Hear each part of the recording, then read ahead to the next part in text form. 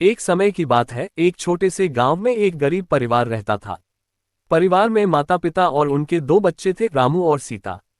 इस परिवार को खाने कमाने में बहुत मुश्किल होती थी, लेकिन परिवार इसे भलीभांति संभालता था। रामू और सीता बहुत प्यारे भाई बहन थे। दोनों एक दूसरे के साथ हमेशा खेलते, पढ़ाई करते और एक दूसरे की मदद करते थे।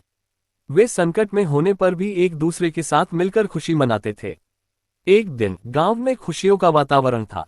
उस दिन एक गुरुजी गांव में एक अद्भुत पंडाल स्थापित करने आए।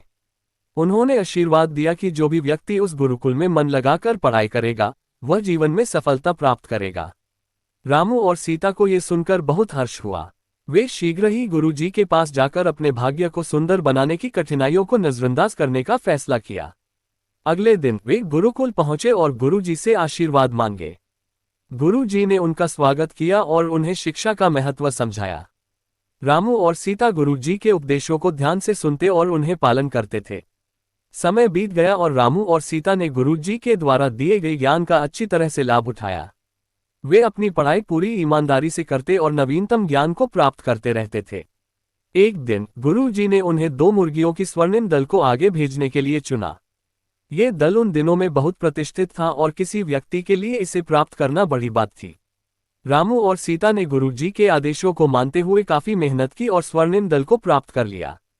इससे पहले कि वे दल को वापस गुरुजी के पास ले जाएं, गुरुजी ने कहा, जाओ दल के साथ गांव में घूमो, लेकिन ध्यान दें कि अंधे व्यक्ति का पेट नहीं नहा सकता है। इसे करके लौटो। रामू और सीता ने गुरुजी के आदेश का पालन करते हुए अनमोल दल को लेकर अपने गांव में घूमने निकल दिया। गांव के लोग उन्हें देखते ही हैरान हो गए और वे सभी बड़े उत्साहित हो गए। रामू और सीता गर्व से बहुत खुश हुए और अपनी पहचान बनाई।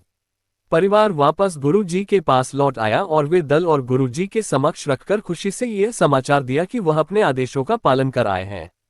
गुरुजी ने इसे देखकर खुश होकर कहा, बहुत बढ़िया बच्चों, तुमने मेरे उपदेशों को पूरी ईमानदारी से अपनाया है। अब तुम्हारे जीवन में सफलता नहीं रुकेगी। रामू और सीता का चेहरा खिल उठा और उन्होंने दिए गए अद्भुत अवसर के लिए गुरुजी को धन्यवाद दिया। अब वे अपने भविष्य को नई आशा के साथ देख रहे थे और जीवन में सभी बाधाओं को मात कर जाने की तैयारी में थे।